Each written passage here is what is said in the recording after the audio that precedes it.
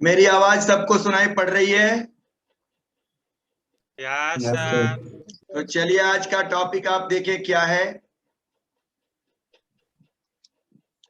Regulation of digestion and absorption. जिस प्रकार आप लोगों ने देखा था regulation of respiration, regulation of excretion, उसी तरह आज का टॉपिक है regulation of digestion and excretion.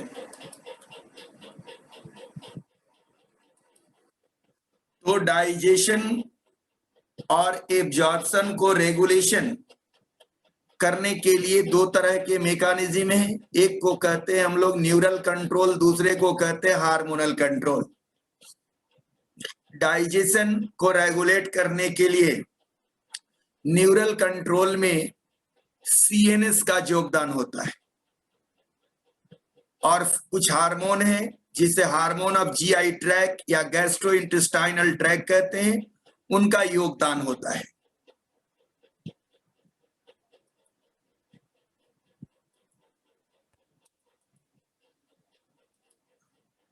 आइए एक बार पीछे की बातों को हम री करके और उसके बाद आपको हम ये रेगुलेशन के बारे में बात करें।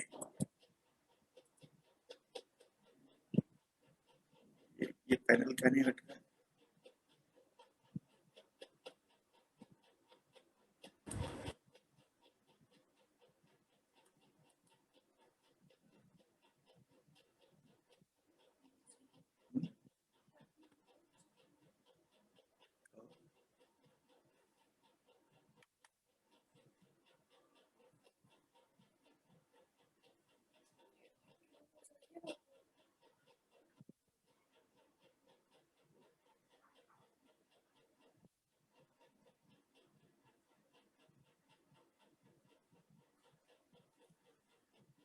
देखिए स्क्रीन पर आप देख रहे हैं एक चार्ट। इसमें यहां हम क्या दिखा रहे हैं? चलो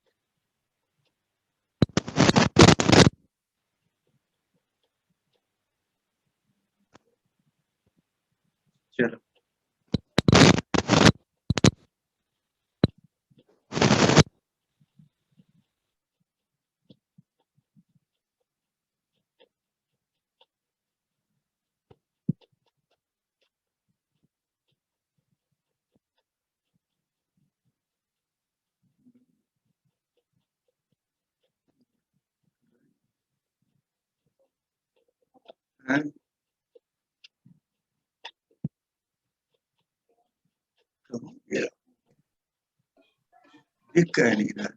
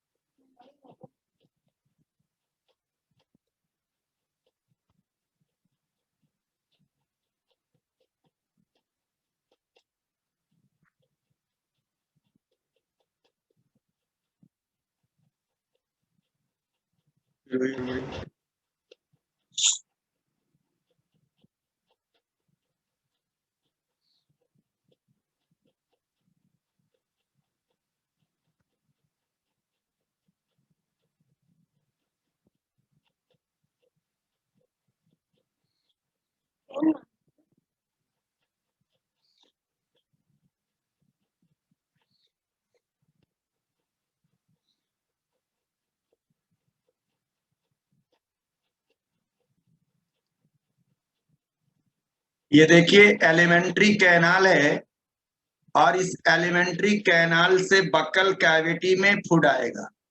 तो बक्कल कैविटी का क्या योगदान है कि एंजाइम इन सैलिवा, सैलिवा का सिक्रीशन करेगा, उसमें सलाइवरी एमाइलेज होगा, म्यूकस होगा और एंटीसेप्टिक सबस्टांस होगा। और बक्कल कैविटी में टीथ होंगे, इंसाइजर, केनाइन, प्रीमोलर और मोलर, जो कि मैस्टिकेशन और फिजिकल डाइजेशन में भाग लेंगे। इस प्रकार फूड बक्कल कैविटी से ओसियोफेगस में आएगा, जहां ओसियोफेगस पेरिस्टाल्सिस मूवमेंट कराएगा और ओसियोफेगस से फूड स्टोमिक में आएगा।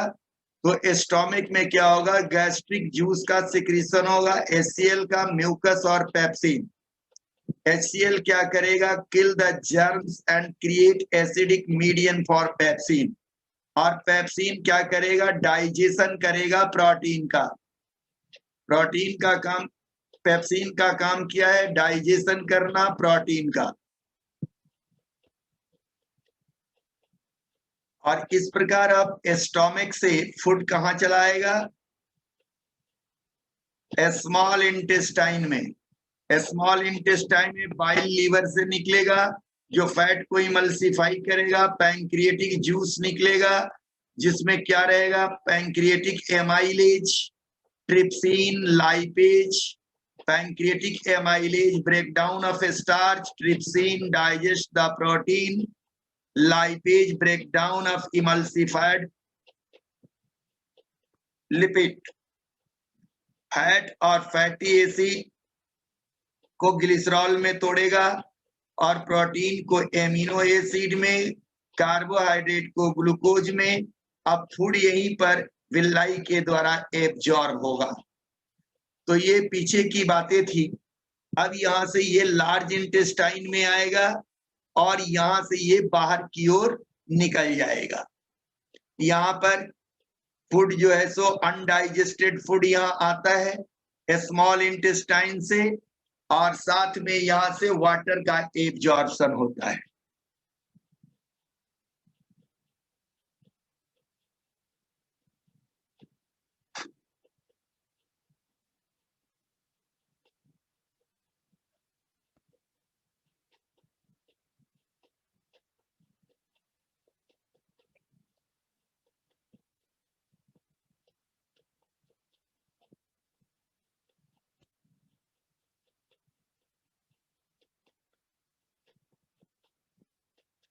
अभी हम लोग बात कर रहे थे रेगुलेशन। तो ये हार्मोनल रेगुलेशन, जीआई ट्रैक्ट में जो हार्मोन आते हैं, जो हार्मोन रेगुलेट करते हैं डाइजेशन को, उनको हम लोग कहते हैं गैस्ट्रो इंटेस्टाइनल हार्मोन।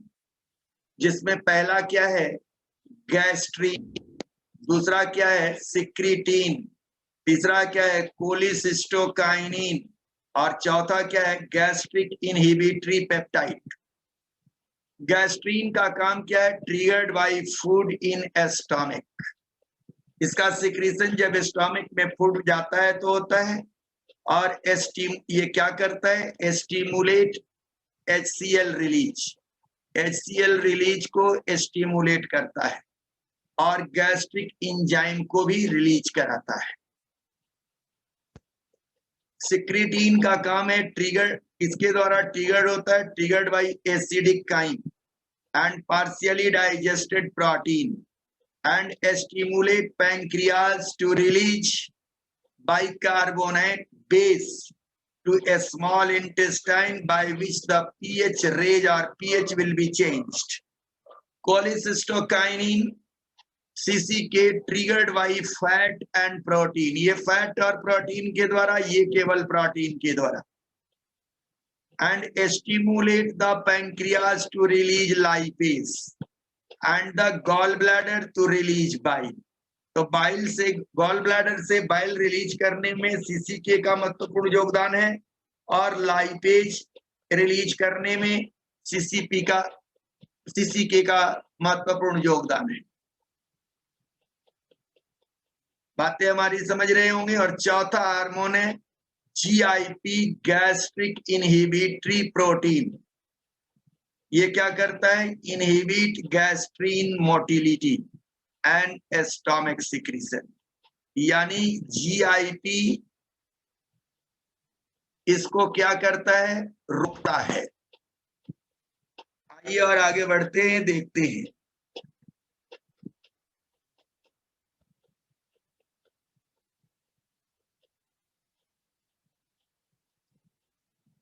तो आपने देखा अलग अलग बात को पूरा समझा रहे कि गैस्ट्रीन जो है कहां से सिक्रीट होता है? तो स्टोमक म्यूकोसा से।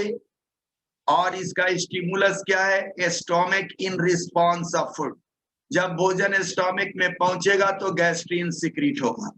इसका टारगेट ऑर्गन कौन है? स्टोमक और स्मॉल इंटेस्टाइन। इसका काम क्या है? Release of HCl, increase of intestinal movement, release of pepsinogen, जो HCl की उपस्थिति में पेप्सिन में कन्वर्ट करेगा।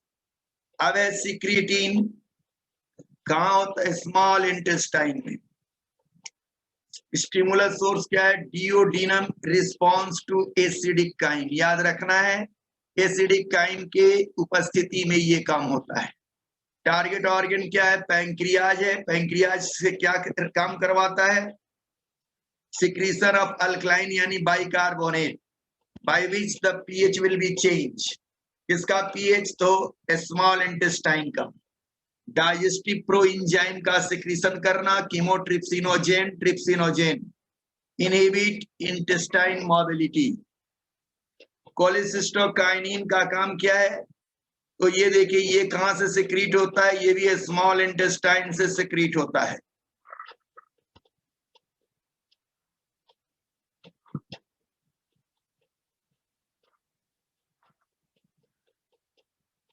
और ये स्टिमुलस क्या है? Intestinal cell in response of food.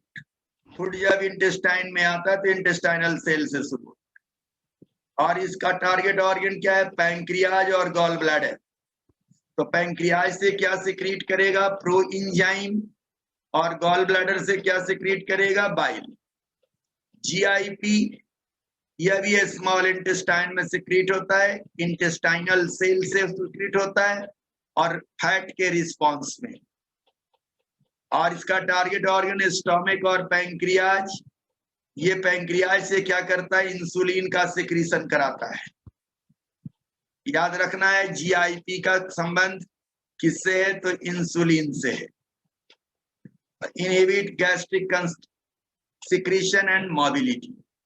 तो आपने जाना ये 4 तरह के हार्मोन हैं जो रेगुलेट करते हैं डाइजेशन को। कौन कौन है ये? तो पहला है गैस्ट्रीन, दूसरा है सिक्रीटिनिन, तीसरा है कोलेसिस्टोकाइनिन और चौथा है जीआईपी।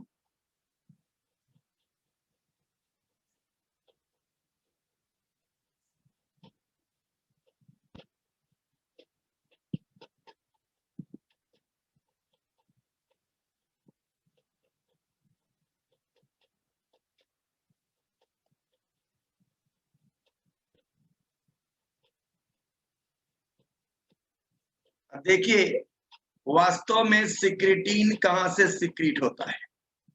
तो सिक्रीटिन एस सेल से। याद रखिएगा, S cell lining of duodenum. और stimulus acid entering in duodenum. और क्या काम क्या है सिक्रीटिन का?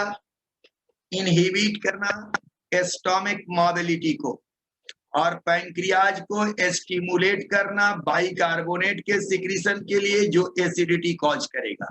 गॉल ब्लैडर के ऊपर इसका कोई रिस्पॉन्स नहीं। तो सिक्रीटिन का रिस्पॉन्स कहाँ है? स्टोमक और पैंक्रियाज पर। सीसी के सेल लाइनिंग ऑफ डिओडिनम।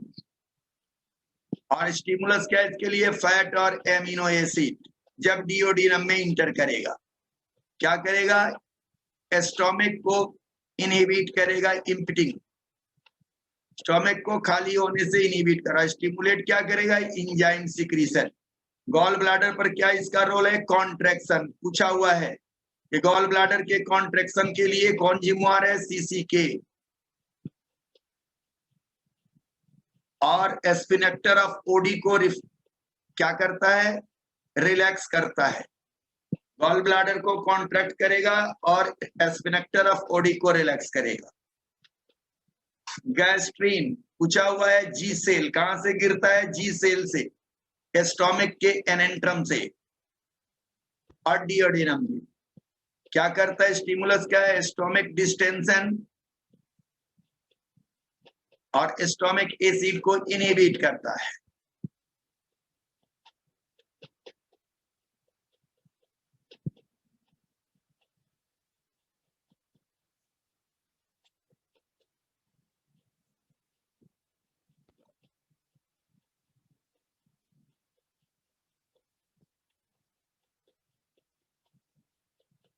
अब गैस्ट्रीन का स्टोमिक मोबिलिटी पर क्या है?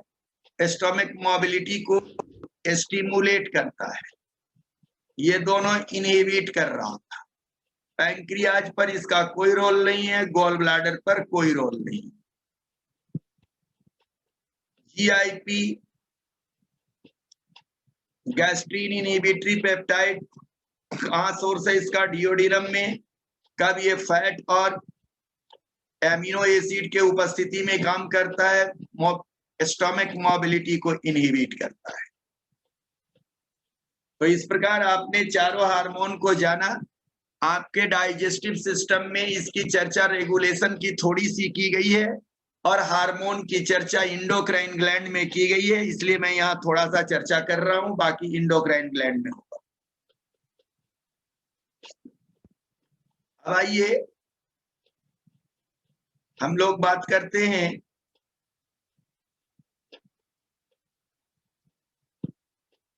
डिसऑर्डर। यहीं पर आपका डाइजेशन और एब्जॉर्प्शन खत्म होता है। अब हम लोग बात करते हैं डिसऑर्डर ऑफ डाइजेस्टिव सिस्टम। तो कहता है कि the inflammation of the intestinal tract is the most common alignment due to the bacterial और वायरल इन्फेक्शन।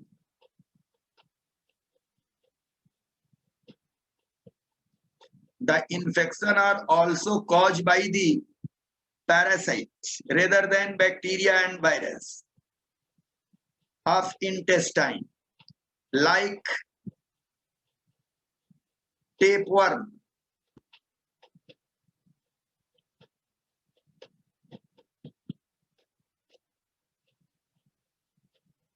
roundworm,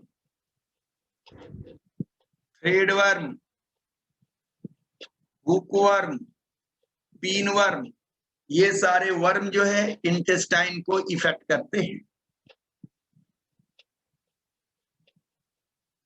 तो मुख्य डिजीज एक है जॉन्डिस, इसमें लीवर इफेक्टेड होता है, स्किन और आई जो है येलो कलर का हो जाता है due to deposition of bile pigments. दूसरा है vomiting, it is the ejection of stomach content through the mouth. This reflex action is controlled by vomit center in the medulla. A feeling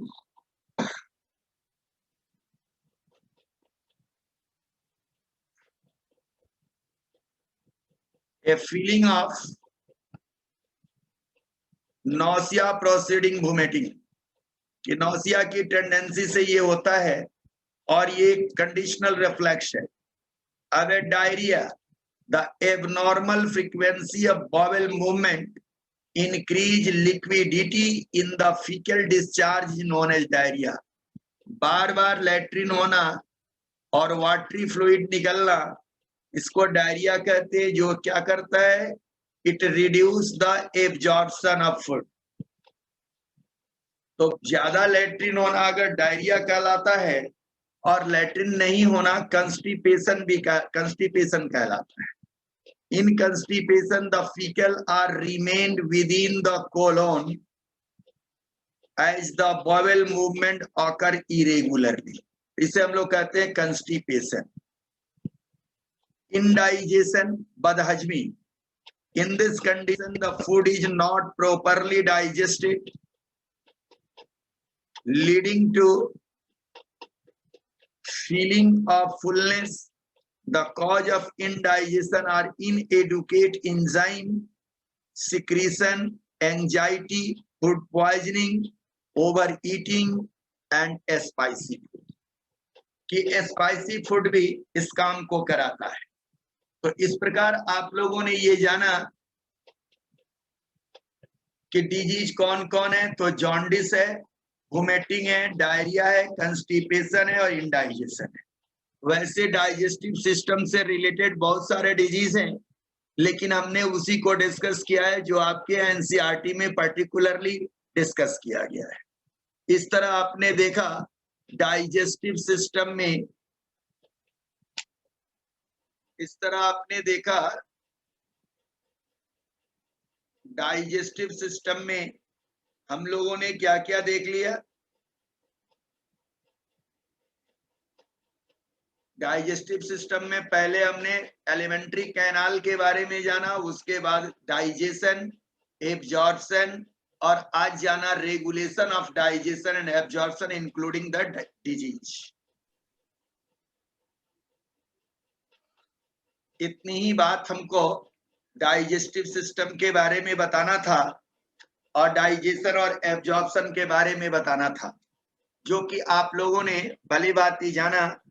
अब इस प्रकार आपने ये जान लिया कि डाइजेशन क्या है, रिस्पायरेशन क्या है, एक्सक्रीशन क्या है। हम आगे बढ़ेंगे और अब आएंगे हम लोकोमोशन एंड मूवमेंट, वो बातें बाकी है, उधर की ओर चलेंगे। और इस वीक में हम चाहेंगे कि ह्यूमन फिजियोलॉजी को खत्म करें, क्योंकि हमारे पास 3 टॉपिक बचे हुए हैं